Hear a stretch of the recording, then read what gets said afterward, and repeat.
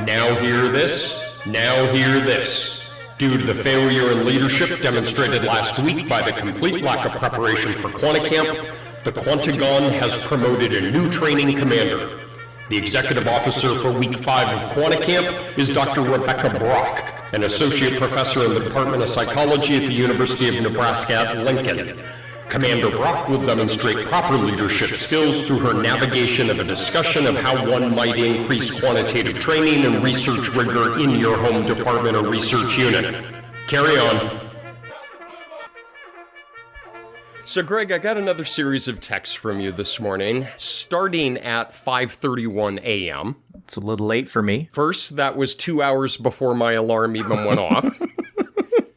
Second, notice I said a series of texts, and so you hammered me relentlessly. And third, it still doesn't differentiate whether you're on the East Coast or on the West Coast. Now, given that you do not appear to be curled up in your nephew's bunk bed, Yes. I am guessing you're on the East Coast. Is that true? It is true. I made it back after a series of flights. It took me 3 flights to get back. Fortunately, I had entire rows to myself on the flight, so it was lovely. But yes, I made it back, and it doesn't matter. I would have been texting you at that time anyway. In fact, by the time you woke up, I'd already sent you those texts, and I had walked around the 3-mile lake next to my house, and you were still sleeping. It's really nice when you have all the rows to yourself because you're still flying in a sealed aluminum tube. I didn't fly much as a kid. My parents were high school teachers, and we were not globetrotters. But early on, my very first flight, they still allowed smoking on airplanes. Oh, yeah. And it was, COVID reminds me of the smoking section on the plane and the non-smoking section on the plane, where you still remain in a sealed aluminum tube. The magic wall between smoking and non-smoking. Exactly. And so I'm glad that you were able to stretch out while you inhaled the COVID-19 modules that were circulating in the aircraft. So I've been looking at you the whole time, and you're being very polite to me. I can see you smiling, but your smile does not extend to your eyes, my friend. Are you sad? What's going on? You are right. I don't care what your wife says. You are capable of recognizing emotions in others. Thank you. Did we record that? Yes, we did. Okay, that's my new ringtone. I am sad and a little upset.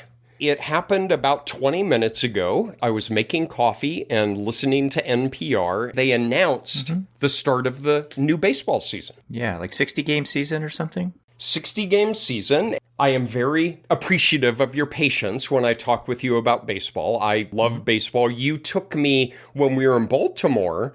You pretended to be a structural engineer and got me into Orioles Stadium.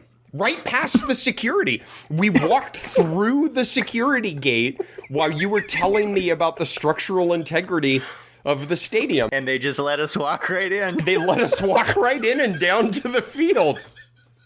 It's because I had some papers in my hand that I rolled up as if they were plans, and I was using them to point to things, and they just waved us right on. You were holding a conference handout from a poster that we had gone to, and you rolled them up and pointed them to talk about the structural integrity of the upper deck and walked right in. But yes, I listened to NPR, and it went from joy to abject sadness. There will be a 60-game season. It will start in July. And then Tom Goldman, who is my hero at NPR, said, yes, and among the rules is the National League would be incorporating a designated hitter. Now, for those of you who follow things such as this is heartbreaking and devastating and makes me very, very sad. One of the worst rules in all of Major League Baseball is Rule 511. And Rule 511 was implemented in 1973 and established that in the American League, the pitcher does not have to bat. They can replace the pitcher with a, ergo, designated hitter who plays no position. He just goes out, swings the bat, and goes back and sits. And this is an abomination to the tradition of baseball. And the National League does not use a designated hitter. And yet here we sit. So this is going to be a difficult episode for me. If you need a moment at any time during the episode, you just have to say so. and we'll let you grieve. Can I use a safe word? I don't know that you want to tell everybody what your safe word is. It's... Okay. So speaking of the episode, yes, you may recall from last week that I sent you a detailed outline of what the episode would be, and you didn't get around to opening it. Do you recall that? I do recall it, and I still see it in my inbox with the little symbol next to it. So yes. We ad-libbed an entire episode. And given you were flying east and west and east and west and east and west in slow increments across the country trying to get back home, I made a decision without consulting you, which is I thought we could subcontract out show content. Okay. I am very excited to loop in a self-identified, I would not want to identify her in this way, a self-identified fan of the podcast named Rebecca Brock. She is a newly minted associate professor in the Department of Psychology at the University of Nebraska at Lincoln. She goes by Becca to friends, and so we need to call her Rebecca, I guess. Maybe by the end of the episode. Maybe. We'll see. If she doesn't use her own safe word. But she and I had a nice email exchange in that she is a substantive researcher.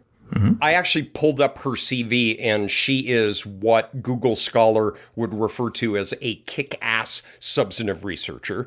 She has like Brock et al., Brock et al., Brock et al., Brock et al. It is deeply impressive. She got a PhD in clinical psych from University of Iowa, and she postdoced at University of Iowa. And she studies, broadly speaking, and I will let her speak to this, family relationships and how they affect mood and anxiety disorders in children and family dynamics. Very cool stuff. But she and I had some email exchanges about if you're a quantitatively oriented researcher in a department, how do you work to use limited resources to up the game in terms of teaching quantitative methodology and increasing rigor in your department as a whole? I thought, why not bring some talent in to try to replace us and let her dictate the show? And she read the emails in this email exchange that you sent? I'm thinking not. Yeah, okay. Then I like her already. I knew that you were kindred spirits. And so, Becca, welcome to Quantitude. Thank you. I'm very happy to be here. So we know we like Becca already because in the background of her Zoom video feed is a detailed Lego rendition of Hogwarts. Now, Greg, you're the Harry Potter, I was going to say weirdo, but we'll go with aficionado. Yeah, you're the odd one out here. You're the muggle, buddy. That's what our people would say. You're the muggle here. It's a little harsh, but not even a squib, which you probably don't know what a squib is. So, do you two want some time alone? I can come back later if you'd like. We're good. Yeah, we're texting back and forth about you right now. But Becca, I hacksawed through a very brief introduction of you. Tell us just a little bit about yourself and how you got into this place of, according to Google Scholar, being a kick-ass researcher, but also having a deep respect for quantitative methodology. Sure. Yeah, no, I really appreciate that very nice introduction. I think you hit on kind of the main things in terms of my journey to getting to where I am right now. I'm a trained clinical psychologist. I completed my graduate training at the University of Iowa. And while I was there, I was very fortunate to have mentors who emphasized the importance of having a lot of statistical tools in my toolbox. So knowing that I would have these tools to then be able to pursue my substantive research questions. And because of that, I really tried to capitalize on seeking out training that was offered by the university. I went to a lot of workshops that were being offered nationally, and I feel like that really helped me to hone my skills and in a lot of ways enriched my research program because I became aware of what are the kinds of cool questions that I can ask and what are the tools that I have available to answer those questions. So I was really fortunate to have that kind of mentorship structure and to have people encouraging me to seek that out,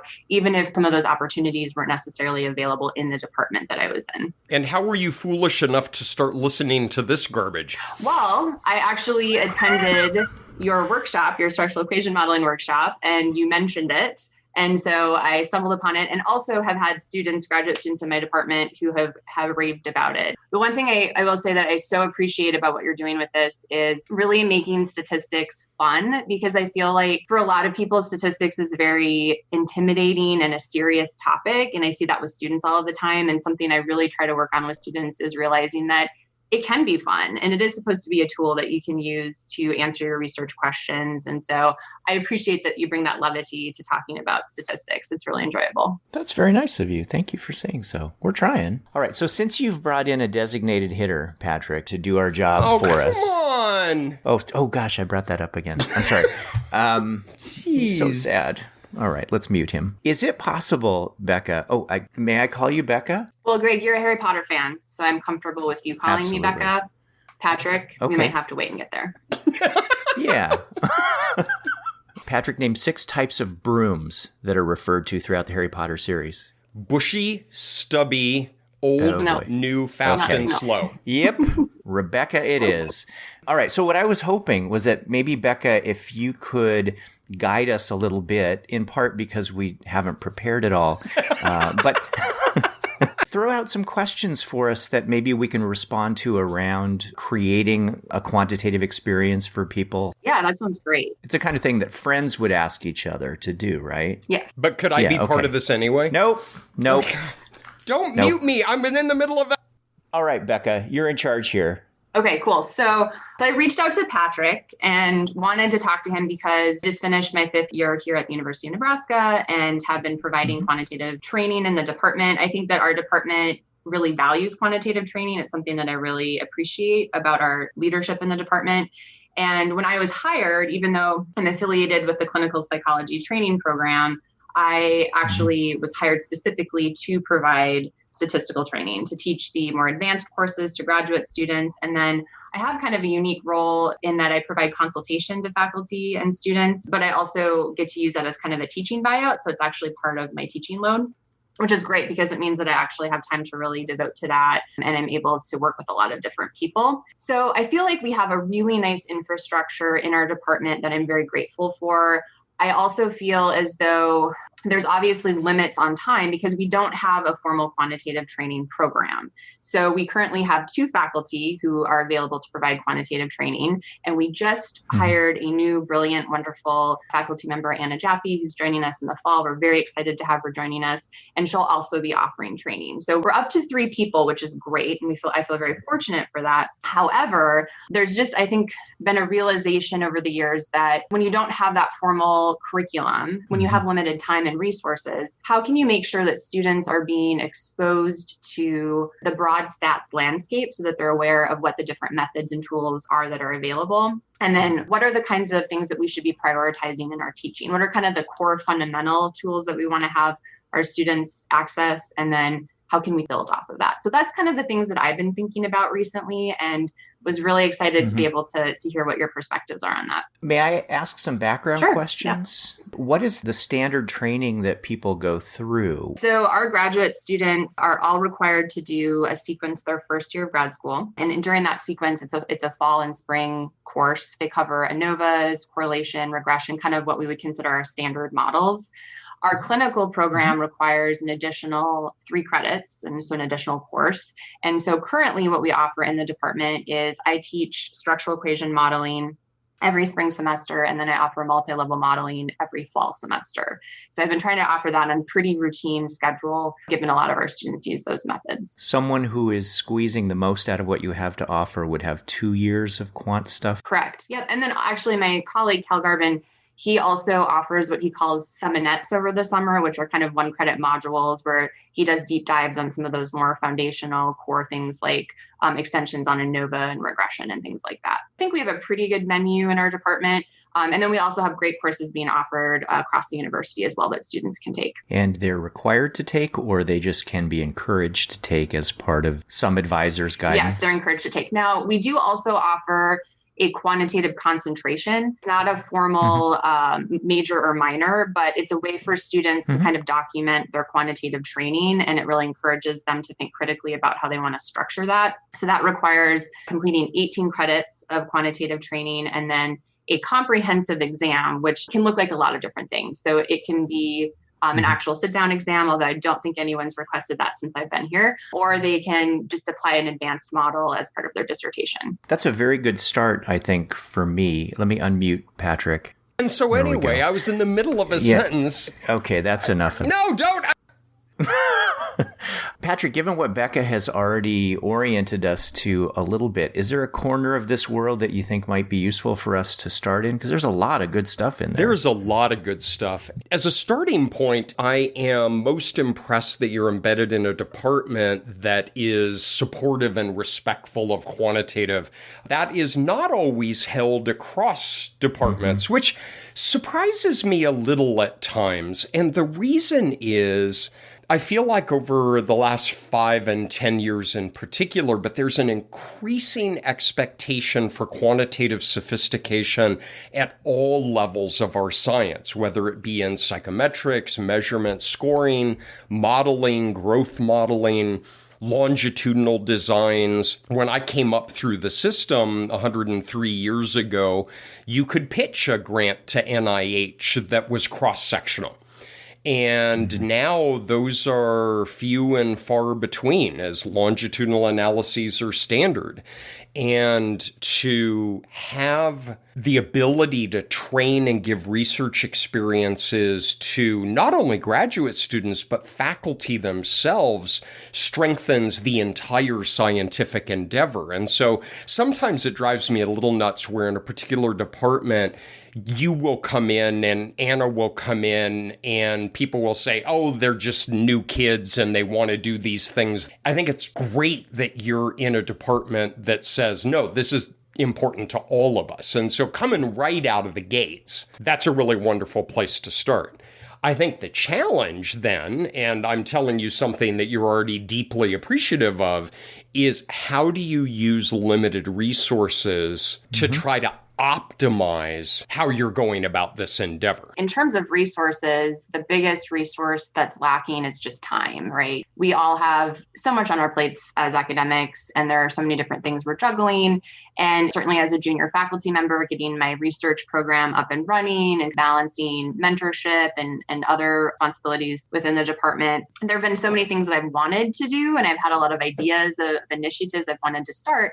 But at the end of the day, it's just really limited time and energy. And so if I didn't have the support that I have by the department, if I didn't have kind of protected time for consultation and that support to teach these courses, that would be even more challenging. So I have a lot of empathy for people who might be trying to do similar things in programs where they might not have that kind of support. And it would cut into your Lego time, It obviously. would cut into my Lego time, right, which is not acceptable. Well, she needs to get Legos to build the Shire. That's Harry Potter, right? Oh, no, I was just going to say, Patrick, that you can start calling me Becca because you had a Lord of the Rings reference, but then you ruined that. You were so close. But the hobbits are in Harry Potter, right? Oh, no. Oh, this is so painful. Oh, my God. So, Becca, now you understand what I deal with. Oh, I'm so sorry. It's excruciating. So one thing I will say that echoes sort of what Patrick was saying is the fact that there's a commitment to what it is you're doing is huge. Sometimes people with quantitative skills are viewed as hole fillers. We need someone to cover these classes. We need to make sure that some minimum training is being given to our students. And the fact that your program is committed to increasing the number of faculty who do that is huge for your program. And it's also huge for you. And I don't just mean that in terms of enhancing your ability now to get to your diagonally set, which you haven't even been able to unpack yet. It's part of a culture, right? It's very hard to have a culture of one or even two faculty. So as you have more of a critical mass of people who do these kinds of things, it means that you have a presence within the department and you are starting to signal that there is a cultural value associated with these things. And so the question is, how can we make the most out of what you currently have in your 2, now 3 people? And how can we move you toward total world domination? Exactly. That's exactly what I'm looking for. Total world domination. Yep. I think one of the hardest things we're going to have to deal with is a clear flaw in Becca's personality, which I don't know if you've noticed this or not. Remember, I am originally trained as a clinical psychologist. We've established not a very good one. It's so wrong. We are going to have to wrestle with a critical flaw in her personality because in the short time we've talked, She is clearly committed. She is clearly dedicated. And my guess is she is willing to invest significant amount of time beyond what she's supported for in the department to make things happen. And this is going to kill her because she also needs to be publishing. She also needs to be conducting research, doing her own training of her graduate students, and going for runs or walks or cow tipping or whatever you do at the University of Nebraska. Now, have you tried, Becca, cow tipping? Because I have. You don't have. Don't answer. Don't answer. You don't have to answer I'm that. speechless right now. I am a proud Midwesterner. I have lived in the Midwest my whole life, and I have never tipped a cow. Is it 15% or 20%? I don't know what the standard cow tipping rate is. I don't. Other people maybe can weigh in, but I empirically tested this as a high school student that cow tipping is an urban myth. And I don't know, Becca, if you've tried this or not, but for those of you who are not fortunate enough to be from the Midwest or West, cows sleep kneeling. The urban myth is because of how they sleep, you can sneak into the field. Usually it's done late at night, and usually it's after having consumed a 6-pack of Coors Light. At least that's what it was in Colorado. That's a requirement to cow tipping, is my Exactly. And the rumor is, the urban myth is you can push the cow over, and because they're on their knees, they will roll over on their side, and that's cow tipping. And then you run away before they get up because turns out they don't like to be tipped at all and they get really pissed. I have on multiple occasions tried to tip a cow, and you might as well go like Subaru tipping, because I have snuck up on a cow and pushed with multiple friends, and that cow ain't going anywhere. I feel enlightened. Thank you. I feel like there was this mystery that's been following me my whole life, and it's now been solved. So I really appreciate that. Okay, we got off. We need to keep focused on her character flaw. Let's not lose sight of the ball here. Becca, let me ask a couple of questions to empirically support my identification of this fatal character flaw. You teach SEM and MLM every year. Correct. All right. Why do you do that? Well, I think because I've observed students are really excited and interested in learning those techniques. And so being able to offer that on regular rotation is something that I have felt is important. Becca, how many people do you have in each of those classes during the semesters? I usually have around 16 people. And to give you a little more context around that, part of why I cap enrollment at that is because there's a paper involved. There's a paper involved. God. Exactly. Of course there is. Bless your heart. There's a paper involved. Yes. Which I saw that coming. I think students really appreciate. And I do think it's a wonderful training opportunity, but also does require a ton of time and investment. So there's a Bob Newhart skit from the 70s where the woman presents with all of these psychological problems, and to everything that she says, he leans over the desk and says, "Well, stop it. Just stop it." And that's the whole skit. Stop it. So I should just stop it. There you go. You don't want to go through life being scared of being buried alive in a box, do you? I mean, that sounds frightening.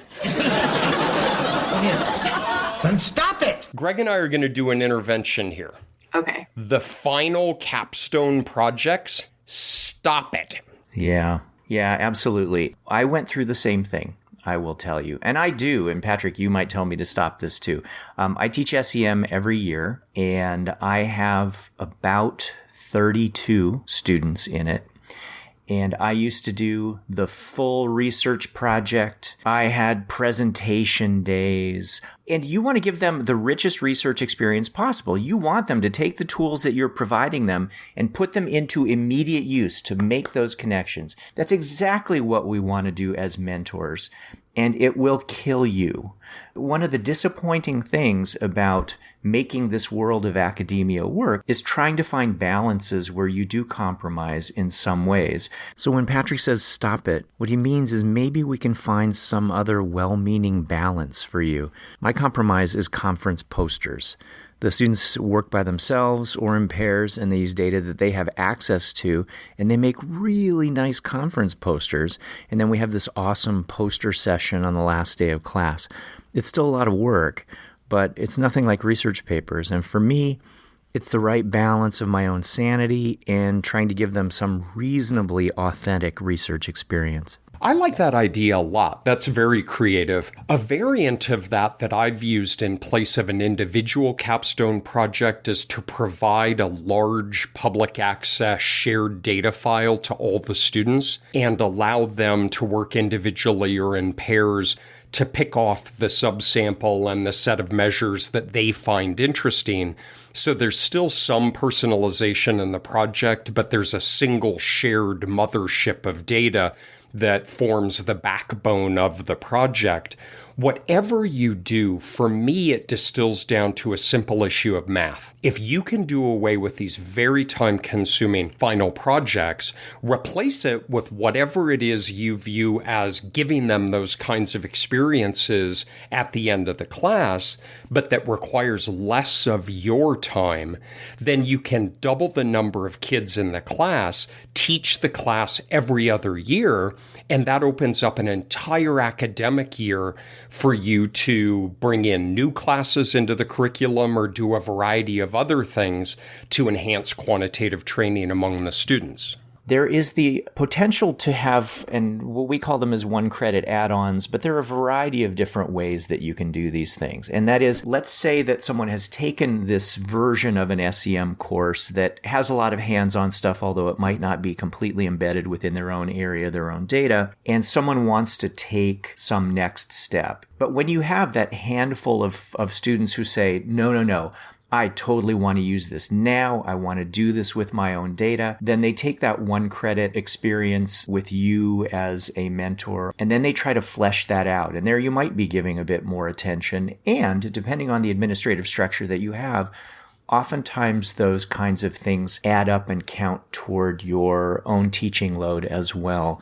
I only bring that up because Patrick and I, we really care about your well-being here. I think we have the passion that you have to try to elevate the folks around you, and we're going to talk more about ways that I think that you can do that. But we really want you in this for the long haul. We don't want you to burn out. We don't want you to be the person who is working 60 hours a week. Well, I very much appreciate that. It's nice to kind of have a sense of shared experience with this. So acknowledging that we're all very passionate about what we do. We want to be able to give these tools to students. And I think that's a really nice reframe. You're using excellent clinical skills, Greg, of being able to look at this as what's a sustainable structure to the teaching? What's a sustainable curriculum that is going to make sure that I continue to have the energy to be able to provide all of these different training opportunities? Where we use the 1 hour seminar is to drill down in more technical detail as to the broader topic that allows you to handpick the subset of students who really would like a deeper dive. I think there's an important distinction here, and that's the difference between a 1 hour seminar and a 1 hour independent study. The purely methodological or really methodologically focused seminar is a nice way to go farther down the iceberg to see that you're getting at some of the more foundational aspects. The thing that I was referring to is a more individual one credit add-on where someone wants to take this material and fully form a project out of it and do it with some level of consultation from you. That, for me, was trying to allow you to retain the fraction of students who really do want to see it all the way through a project's culmination. I think this is really interesting, and I love that I'm getting ideas for kind of different configurations. I think my one reservation with letting go of that capstone project is that I like that students get a chance to work with the messiness of their own data. Maybe that's just in my mind. Maybe that's not really a valuable experience. And I guess in reality, they still get to work with the messiness of their data in other contexts, right? So it doesn't have to necessarily be in the context of my class. But I'm wondering if you can elaborate on that just a little bit in terms of the utility of that. I'm just curious what your thoughts are on that. Go ahead, Patrick, because I'm sort of aligned with Becca. Well, clearly it all started with the whole Hobbit thing or whatever, the Muggle Hobbit thing. I mean, you are an outsider. Yeah, no, I am clearly seeing that. As I thought, Becca, we had the cow tipping link. No. I completely support what you just said. The messiness of data, working one-on-one with people. But it just goes back to hours in the day. And that I think that you need to make concessions on some things to allow yourself to do something else. And Hancock still still, after nearly a year, doesn't realize I can see him on Zoom. And he is shaking his head and making his hand look like a quacking duck. Hancock, is there something that you would like to add to this conversation? I thought the head shaking and the quacking duck symbol with my hands really said it all. In the bigger picture, you're going to have to find balance somewhere. This particular local point may or may not be the place where you find that balance. For me, I could not let go of the individualization of the content that comes by some version of a project. I just feel differently about this being a corner that you cut than Patrick does, and that's fine. Let's play a game. Let's play guess how many master's and dissertation committees Becca is on. And I'm going to say 21. Let's see. How long have you been there, Becca? 5 years. I think you're not far off. I would say she's probably currently on 15 to 20. Becca, how many committees are you on? I actually don't know the exact number, which is probably very telling. Say 16. Say 16. I know it's more than 20. She is already doing one-on-one working with students in their milestone projects in the department. And to do that in class, I think, is a fool's errand. If your department has a formal requirement that a quantitative person needs to be on dissertation committees or master's thesis committees, that's BS. That should not happen. And that's not the case in our department, I should clarify. This is me volunteering. That's right. It's you being a caring individual by demonstrating that in how you interact with your classes, which you should not change. No matter what Patrick might say, don't be a Patrick. That is not the first time I've heard that. Yeah. Set up some kind of screening mechanism. What I will usually do is when someone says, I'd really like you to be on my committee, I will say, why is that? What do you anticipate your needs being? Well, I can do that with you just by having you come sit in my chair twice over the next year. You can tell me what you want to do. I'll tell you if that seems like a good idea, things to think about, and send you on your merry way. So there are mechanisms that you need to put in place to keep yourself from burning out, keep yourself from going crazy, to keep yourself from being taken advantage of for the kindly soul that you are. So, Greg, it pains me to say so, but I completely agree with you. Let's talk more pragmatics. You guys want to do that? Yeah. Let's do some problem solving. So we've agreed unambiguously to do away with the capstone project and to not do the 1 credit hour research project. He's always like this. So now, you double the class size, you do it every other year. One of the greatest rules to understand, Becca, as you're moving into your next phase in your career is never go to the chair with a request that's going to cost them money because they don't have money. Go to the chair with a request that reallocates existing resources because that doesn't cost cash on the barrelhead. So, for example, what the deal we struck at Carolina is my SEM and longitudinal SEM and Dan's multi-level modeling class, we put 35 students in. But the department, as a quid pro quo, provides a TA that helps us with the grading, helps us with the office hours.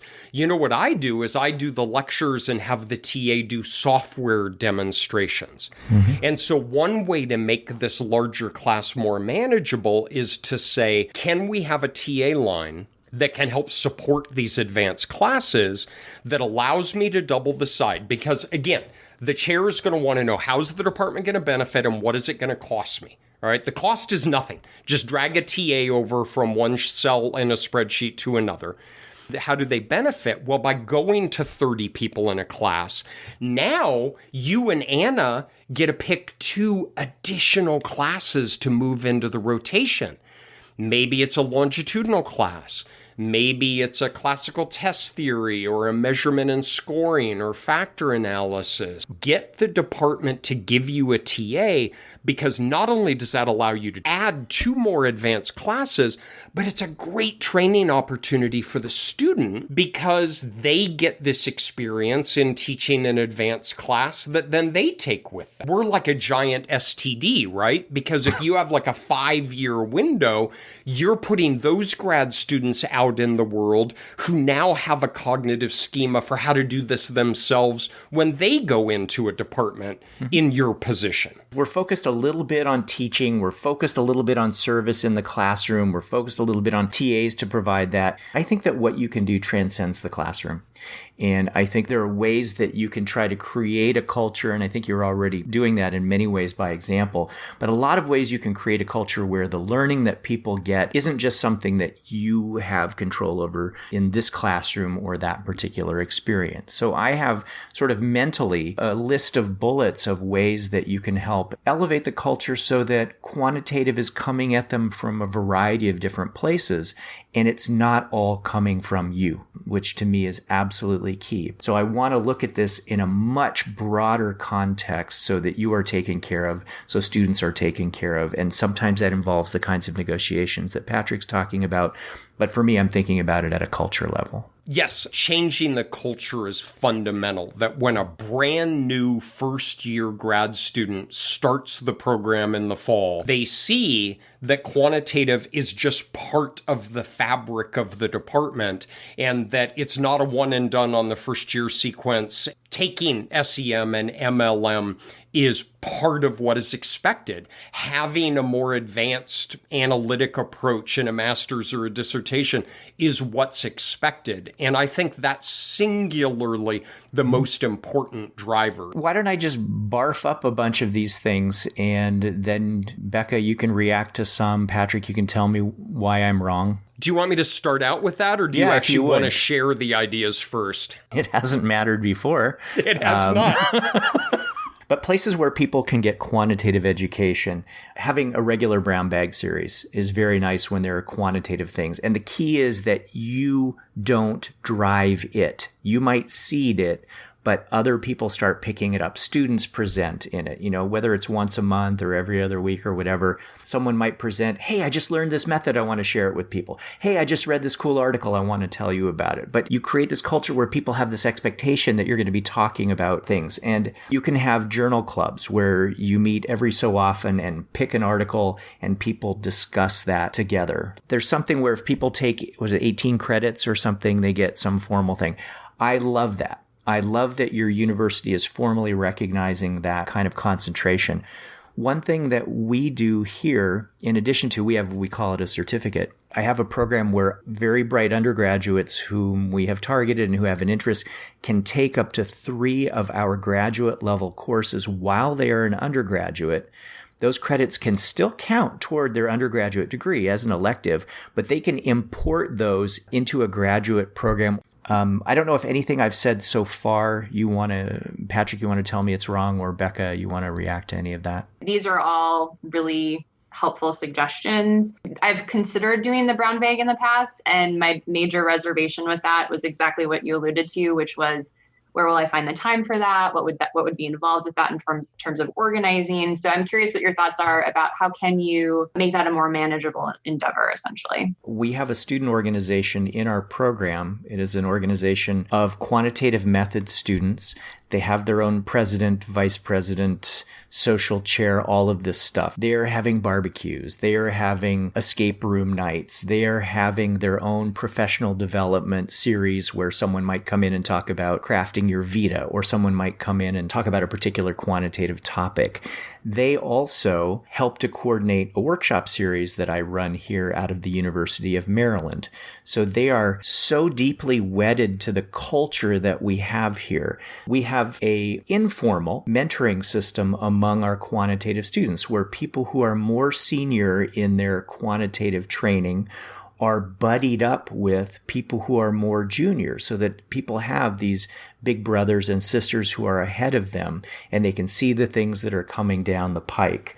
I put students in charge of these brown bag things. I put students in charge of these journal club things. They have to take root there because otherwise everyone looks to you for what we're doing next. And you can't do that.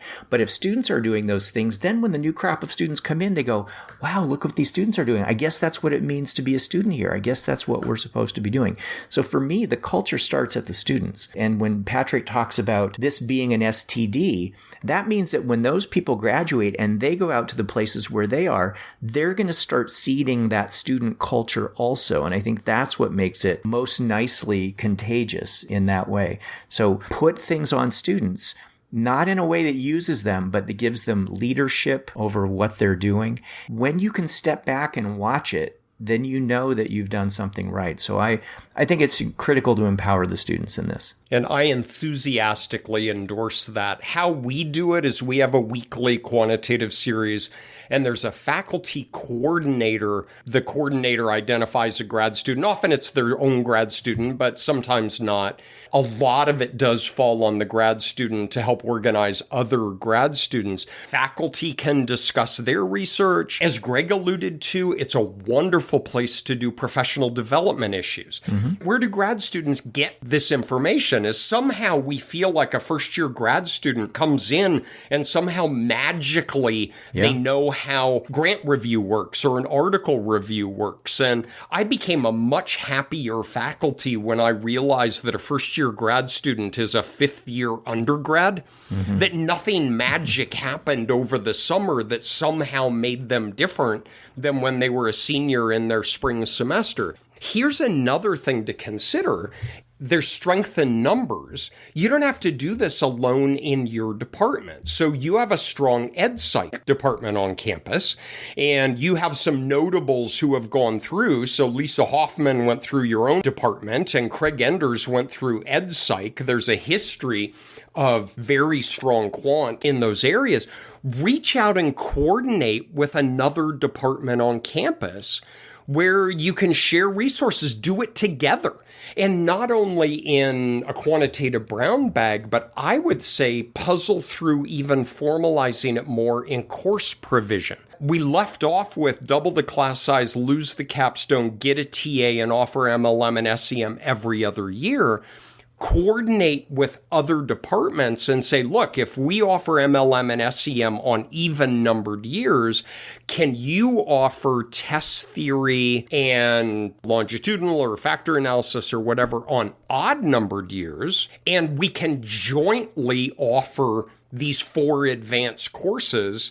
And your requirement for the concentration is they have to have a minimum of 2 advanced classes in psychology, but they can have 2 from other units on campus. You can pool limited resources and hit a critical mass to achieve what you want to achieve. I think that's a really great suggestion. And I feel fortunate because we do have a lot of really strong courses that are being offered in statistics outside of our department. And I know certainly in order to meet that 18 credit requirement, students often do seek that out. So I think that's great. And I also think that it speaks to being exposed to different perspectives. And so one of the things I talk about when I teach my classes is that I teach my classes from a very applied perspective. We spend a lot of time talking about theory and how that gets applied to your model building and kind of walk through the full stage up to how do we actually write this up for publication. And so in doing that, I don't necessarily get to dive into all of the background of some of the models that we go over. And then I tell students, if that's what you're looking for, if you want to be able to dive in more deeply on these models, we have these really great other classes on campus that you can go to. And so I do think that there's complementary information that's provided, and it does result in a more comprehensive training opportunity for students. I like that a lot, not thinking that you have to invent everything on your own here or do it all by yourself, especially at a wonderful campus like you're at. There are a couple of other things I'll just throw out there, if that's okay.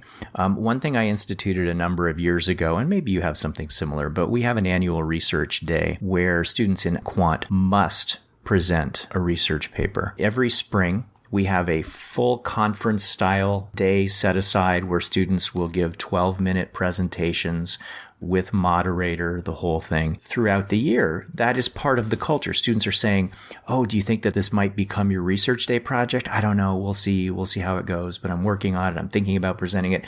It also aligns with our other goals for students to be able to present research on the outside. For us, that's partly just seeding the culture and helping people understand what the expectations are. And I will tell you, It is just the greatest day ever, seeing our own students up there. It's not like they just show up in shorts and a t-shirt. We tell them, no, you're going to treat this like you are out there in front of the leaders in your field, and you're going to do your best shot. And the best part for me is watching students go from the first year to the second year to the third year, fourth year, and see how much better they get in terms of the quality of questions and things that they do. The other things that I will mention, just on a slightly different tack, this gets at what Patrick was saying about reaching out elsewhere on your campus, but this has to do with what kinds of resources and needs you might have outside of the university. I have the benefit of being in the greater Washington, D.C. area. And what that means is that you can't swing a dead cat without hitting a research agency here in the Beltway area. And they have all kinds of needs. And so what I have done is struck up different partnerships with agencies in the area where they will fund one of our graduate students in the form of an assistantship. And I might then put students in an agency like Association of American Medical Colleges or Center for Applied Linguistics, where our students are doing hands-on psychometric related work or hands-on research things. And the nice thing is that a number of our graduates are thinking about careers in those areas. So I get to give them those kinds of training wheels, those in-environment internships, so they can experience that. You can also set up consulting kinds of experiences. When you have people, whether it's on your campus or in the nearby community, who have particular research needs, what you can do is you can arrange it so that your own students, with some oversight from faculty, absolutely, people come in and pitch their research questions, the challenges that they're having, and you sit around and brainstorm, help guide them, and then ultimately you try and get rid of them unless they want to then write you all into a grant, write some of the students into a grant, et cetera. So there are ways to try to partner with other people around their very specific research needs and the expertise that you have. We even have a formal class in our program on consultation, where as part of that class, they partner with faculty and agencies in need, where they work on solving those problems. I like all of those ideas. We have at Carolina, and Becca, this goes back to the don't cost your chair money. We have an in-house stats consultant that's a senior graduate student that works as a TA line. And it's a wonderful resource because it's great training for the student and it is wonderful support for the faculty and grad students. And again, this is the freeing hours in the day for you to do other things. This gets people out of your office. Somebody comes in and says, well, my data's in wide format, but my advisor says it has to be in long so I can do a multi-level model. What does that mean? It's just nice having a firewall is to say, well, Noah's the consultant this year, and he can help you with that. Yeah. The one that I resonate to is think creatively about outside sources of funding. So NIH, NSF, IES, they all have different mechanisms.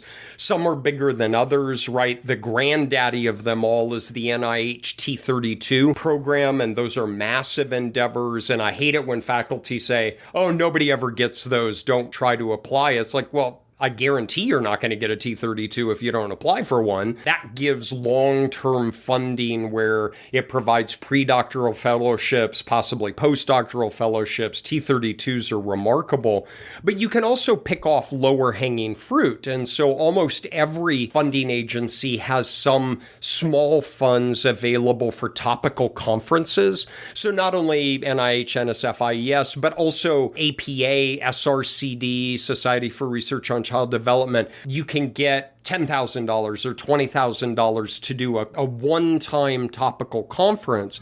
Think big, right? The Nebraska Consortium on Quantitative Methodology. Get a $20,000 grant from APA and bring in experts around some theme. That's what Linda Collins did with the new methods for the study of change, something like that. I'm forgetting the exact one, but that was an APA conference.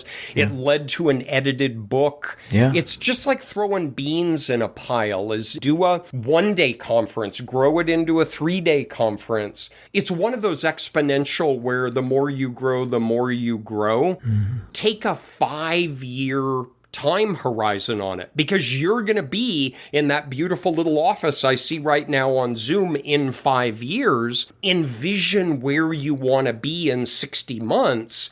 And they're all little baby steps that accrue over time. Yeah, I expect more Legos in 60 Definitely months. more Legos. I will continue to add to my Lego collection, I promise. I realize that it's typical of Quanti that we do wander all over Hell's Half Acre. Mm-hmm. Becca, you've been very patient in letting us mostly just disagree with one another and make fun of one another. Mm-hmm. Do you have any overarching thoughts about the conversation up to here of thinking that when we're done, Greg and I get to go do our own thing, but now you have to do this? What are your reactions? My initial reaction is that my gears are definitely turning. I feel like you've provided a lot of new, very innovative suggestions, things to consider. I'm definitely thinking about how to make all the puzzle pieces sort of fit together and how that's going to work for our program, given our program's needs. So I very much appreciate you providing such thoughtful feedback. I think the one burning question that I have, and something that I've really thought deeply about and have experienced as somewhat of a challenge over the past few years, is that, again, in this acknowledgement that the statistics landscape is quite vast, right? So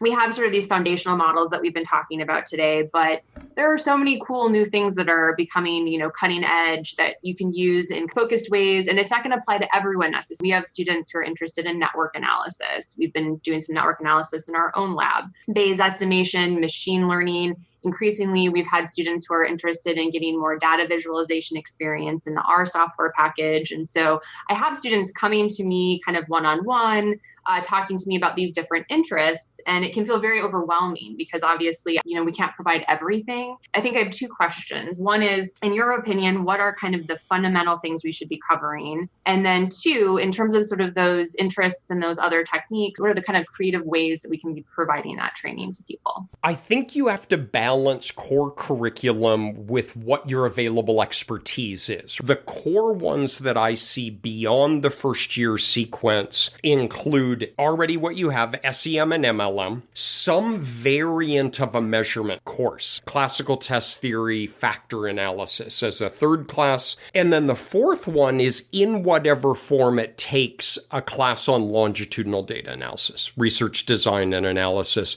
because that's simply becoming, I think, across many, many areas as just a sine qua non with current research is longitudinal. So those would be my four core courses: MLM, SEM, measurement, and longitudinal. The other thing is that quant is a moving target. It always is, and I hope it is. But you have to be careful not to drive yourself crazy thinking that you have to be the source of knowledge for every single thing that comes up, whether it's social network models or Bayesian estimation. Here are a couple of models. One is to bring people to campus in the form of research workshops. So one of the things I think Patrick probably does, I know that I've done it, give workshops in small groups, larger groups, huge groups, where I come in and train people intensively for 2, 3, 4, 5 days. You might say, you know what? Let's bring in someone to talk with us about machine learning methods for 2 days. Let's bring someone in, like a Tracy Sweet, who's awesome in social network models. Bring her in to talk about that with us. And you might find that it's something that needs to be grown and nurtured beyond that exposure, or maybe that's enough. One thing that we will do is that we will offer these sort of experimental seminar topics where we will say, all right, we have a faculty member who's kind of interested in playing around in some readings in this particular topic with a small group of students who want to do that. So let's try that out. Maybe that's something that takes root and we decide to later introduce that into our curriculum. We have Bayesian estimation as a course that's offered annually, but that was something that we experimented a little bit with and continued to bring in. So a combination of people from the outside and maybe trying to see which things need to take root in your area on the inside might be a way to try to provide things. And there's just so much good stuff out there online also now. This year, workshops have had to switch to online formats to stay alive. And you might be able to find ways to participate in those kinds of things as a special group or bring in someone virtually to try to do things with your group. And then on top of that, I would add something that I feel is really important, which is part of graduate training in my eyes is teaching people how to learn. You're not responsible for telling them what network analysis is or Bayesian analysis is. You can think about in these foundational topics are laying down the bricks on which they then, in their own guidance, their own accord, their own motivation, navigate out and read a Psych Methods article, watch a YouTube video, download a worked example, and figure it out on their own. Because that's also a professional development skill that we all do, right? All three of us, if we open a new issue of Psych Methods and Chris Preacher has some new multi-level SEM, well, nobody's going to teach us that. We got to pour a cup of coffee and sit down and learn how to do it. So it's a professional development skill for graduate students to be able to seek out their own training. We can support it in the way that Greg describes. I completely support all the ideas that he has, but in the same token, it's another, for me, culture issue, is it drives me crazy when grad students say, there's not a class in that. Well, nobody taught me how to do that. And you're earning the highest degree in the land. So how about if you figure this stuff out on your own? When you put the onus on the students, and that was a theme of what I had culturally earlier, but also when I do independent studies with students, they are responsible. They have to go consume the literature, can learn a bit about the methods, and then come in and have to explain these things to me. I learn things from them. They learn about learning the material, putting it together in a coherent fashion. And one of the really cool things for me is that there are students out there now who are teaching courses in the material that was developed as part of the independent study that just sat in my office, where each week they would explain to me the next piece, the next piece. It's just a very tricky needle to thread of what is your responsibility in teaching to the students and what is the students' responsibility for exposing themselves on their own. It's tricky because you also don't want this more old school model, which is the student is expected to learn everything on their own, because that's not beneficial. But we also have a professional responsibility to prepare students to navigate their future when they're not a graduate student. That is a skill to have, is to say, I need to go out and learn as much as there is to know about multi-level structural equation modeling, because this came up in a faculty meeting and I'd like to have coffee with a colleague of mine. That's a skill to have. But I am looking at the shot clock. We are at more than double our usual time. And Becca, it is because this has just been absolutely charming and fun and interesting. And we are so glad that you were willing to be part of this endeavor. Yeah. Well, I sincerely thank you for taking the time to do this, because I feel like sometimes it feels a little bit like being on an island. And so because, I'm sitting thinking through these issues on my own, and just to honestly be able to talk about it with both of you has been incredibly helpful. And I have no doubt that there'll be other people listening to this who are in a similar boat as me and will really value this feedback. So thank you for taking the time to do it. It's our pleasure. And remember, it's a whole community that we're in, right? Not just the one that you have there, but also there are a lot of people with these kinds of experiences. So I hope that you will choose to reach out to us, of course, but also to other people who have good suggestions too. Well, and we can check back with you in a year and see what you were able to accomplish with Anna and your other colleagues, because it's exciting. Because, again, a year is going to go by and it will be interesting to see where you are. Also, be patient. There's a classic, I should know who it is. It's a political philosopher, but that politics is the slow boring of holes through hard wood. You chalk up little wins at a time and build on those. Greg, another thing to highlight too is I think our disagreement on a number of topics reflects that there is not one size fits all, and that you have to balance what are the characteristics of your department? What is the buy-in? Who are your colleagues? What available time do you have? Because certain ideas may work and others don't, and you need to customize those to your own setting. Absolutely. And what we say here may or may not work.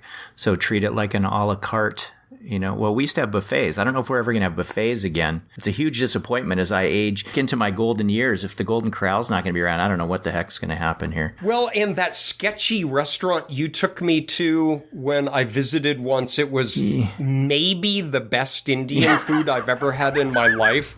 But also, there's no way that there was any inspection process going on at that place. That's what makes it so good, Patrick.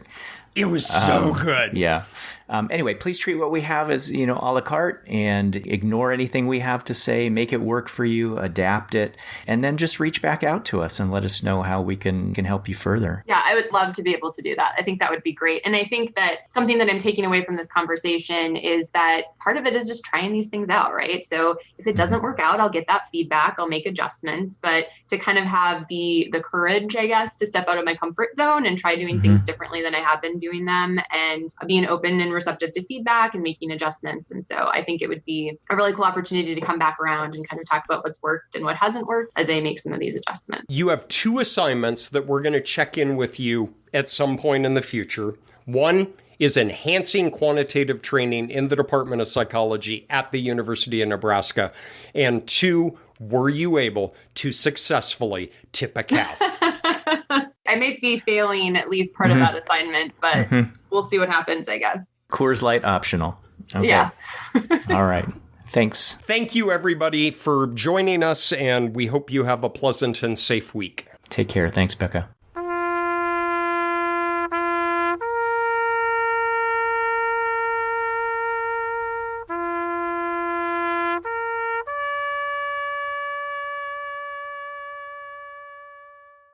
Hi, I'm Mike.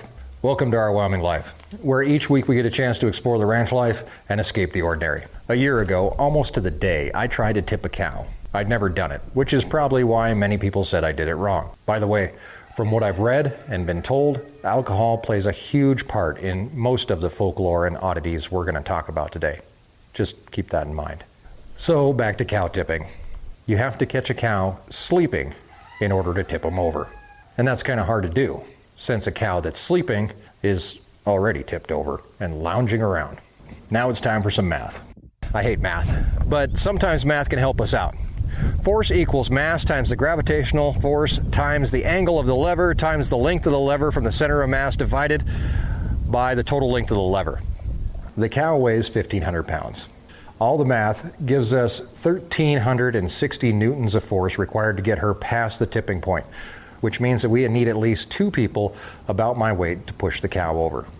But herein lies the problem. Bambi is a living creature and not a statue. Once we can even start to get her off balance, she's going to take a step away, and I end up the one tipped over. Maybe that's the whole point. Maybe it's not us cow tipping. Maybe it's cows people tipping.